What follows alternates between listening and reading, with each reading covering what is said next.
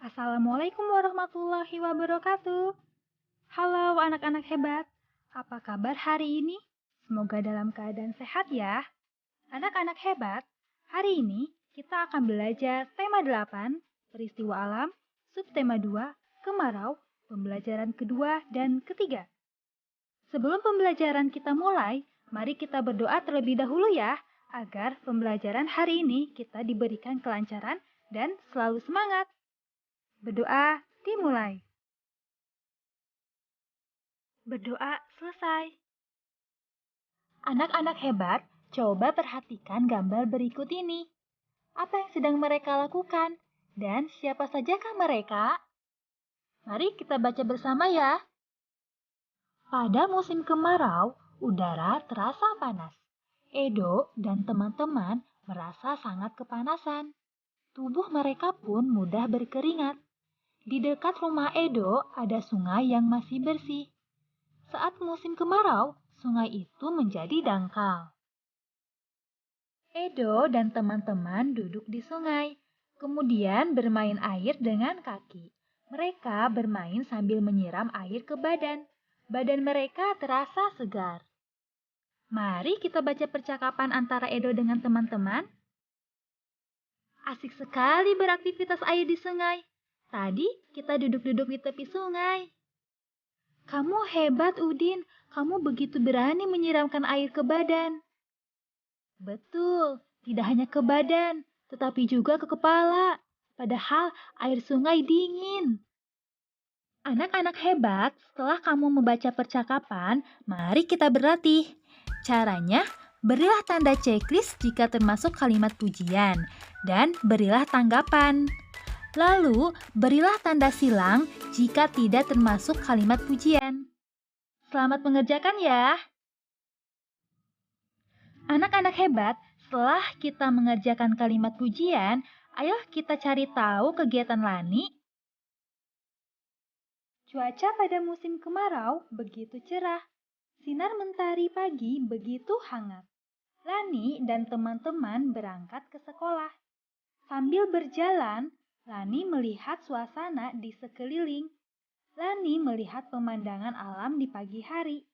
Lani kagum dengan alam yang dilihatnya. Indah sekali alam ciptaan Tuhan. Mari kita membaca tulisan Siti dan Lani. Alamku yang indah. Suatu pagi, pada musim kemarau, matahari bersinar dengan amat cerah. Langitnya tampak sangat biru, indah sekali. Awan putih bersih menghiasi langit. Burung-burung berkicau di atas pohon. Merdu sekali kicauan burung itu. Kupu-kupu bertebaran di antara bunga. Tercium aroma bunga yang semerbak. Wangi sekali aroma bunga itu.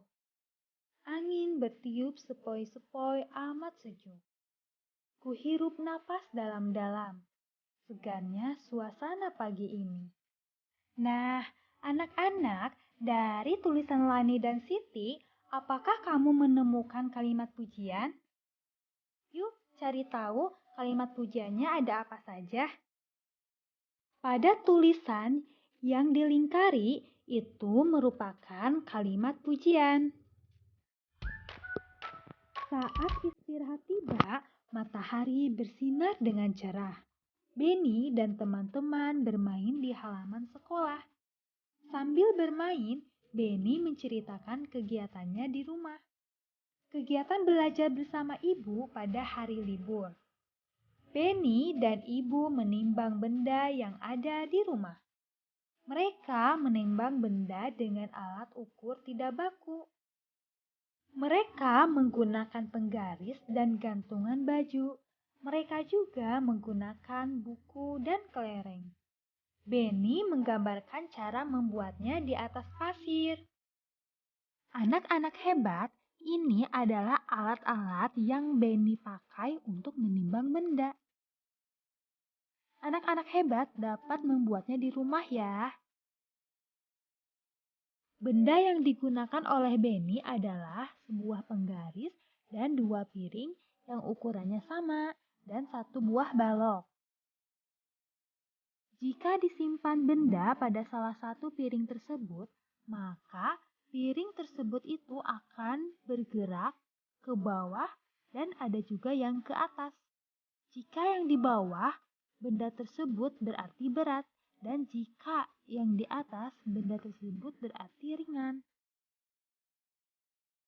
Anak-anak hebat, mari kita coba praktekkan timbangan sederhana dari satu buah gantungan baju dan dua plastik yang ukurannya sama. Kita gantungkan di atas paku. Coba lihat, apakah dua plastik ini bergerak? Tidak ya, berarti dua plastik ini seimbang antara kiri dan kanan. Lalu, bagaimana reaksinya jika kita masukkan satu buah buku dan satu buah wadah pensil? Ibu akan masukkan satu buah buku di plastik yang sebelah kanan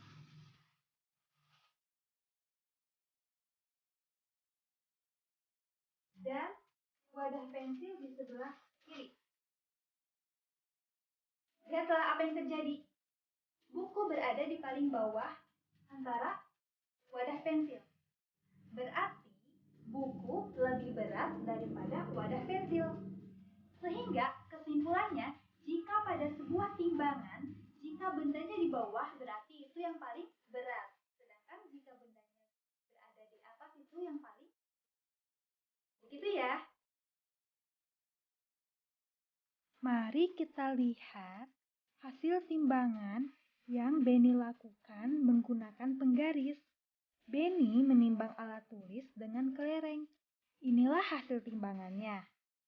Yang pertama ada buku tulis. Hasil timbangannya 5 butir kelereng.